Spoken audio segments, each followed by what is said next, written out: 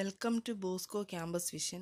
This is Ansi, Assistant Professor, Department of Computer Application, Don Bosco College, Kottayam. This is the fifth lecture of the subject Web Design and Production for Business. The picture shows the main parts of a typical web page. First one, banner, then the menu system, the content area, then footer. Various cascading styles are applied, then various colors are applied to the content, then different text like bold, italic, underline, etc. are to be used, then the size of the page. These are the elements of a web page.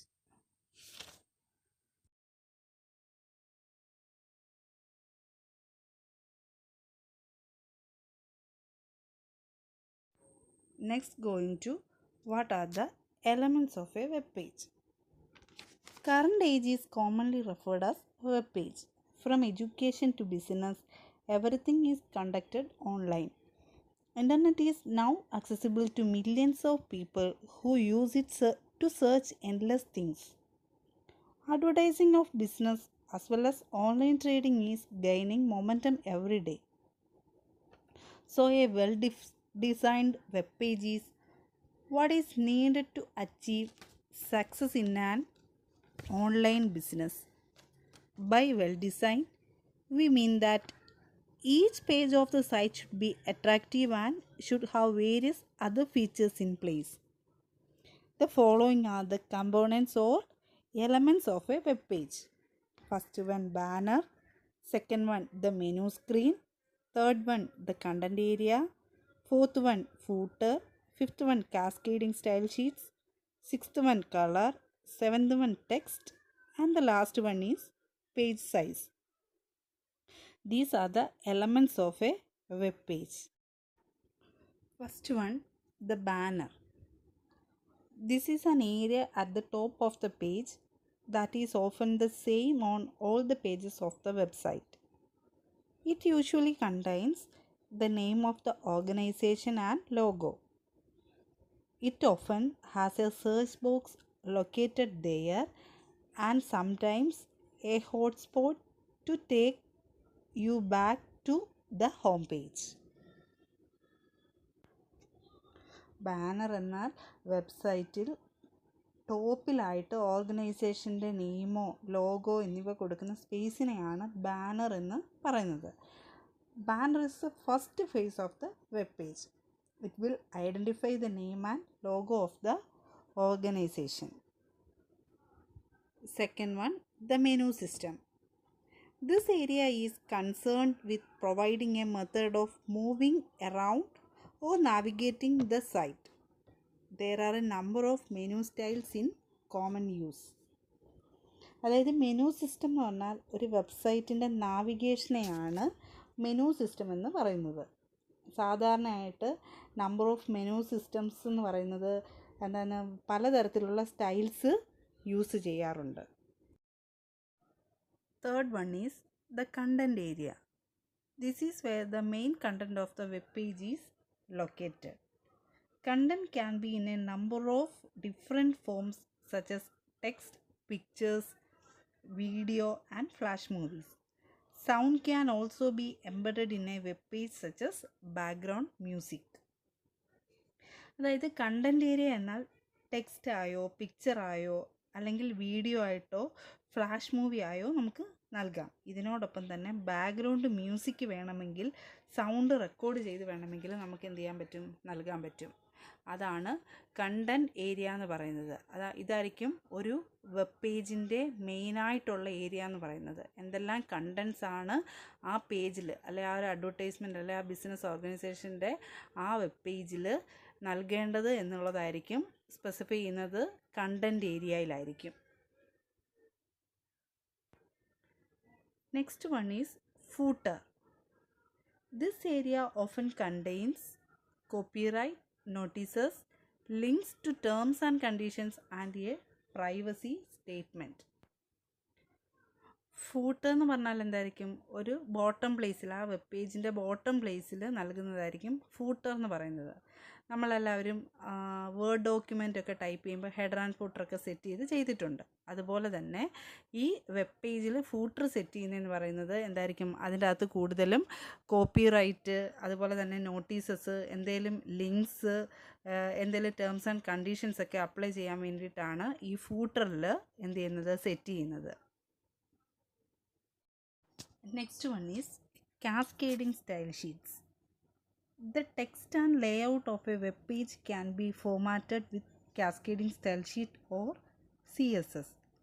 This is text based like HTML, but it is made up of a set of styling commands like a web browser understands. All these commands can be gathered together into a single text file ending with .css. This file is then linked to all the pages on the website. So you only need to change the CSS code in one place to affect the whole site. അതായത് CSS എന്ന് പറഞ്ഞാൽ cascading style sheet. ഒരു web പേജിൻ്റെ text അല്ലെങ്കിൽ layout നമുക്ക് format ചെയ്യാൻ സാധിക്കും എന്ത് വഴി, CSS വഴി. കുറച്ച് സ്റ്റൈലിംഗ് കമാൻഡ്സ് ആണ് യൂസ് ചെയ്യുന്നത് ഇത് അപ്ലൈ ചെയ്യാൻ വേണ്ടിയിട്ട്.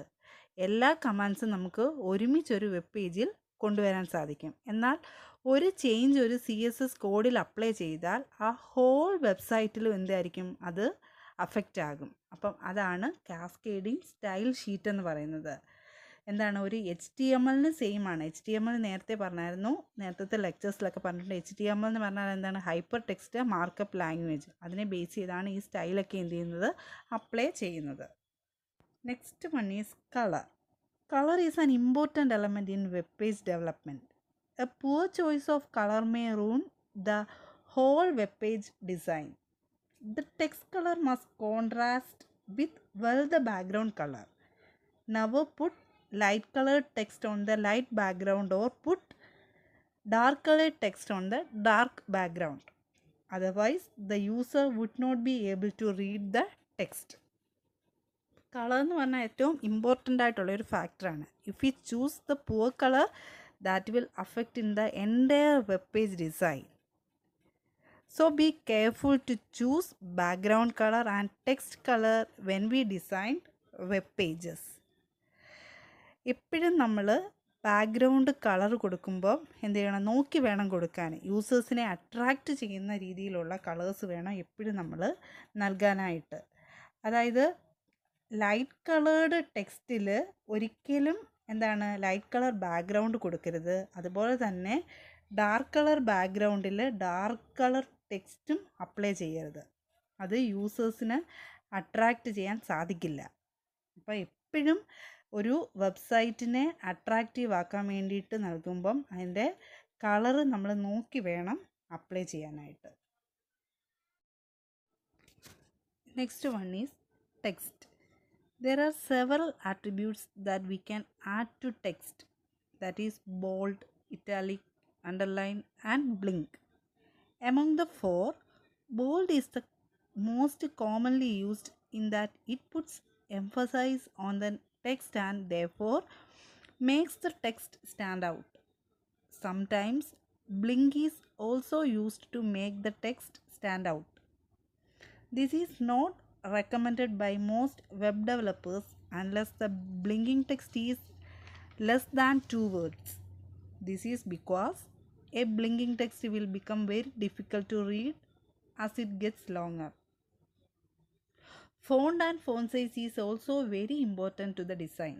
It is better for the web developer to set the values instead of using the default values.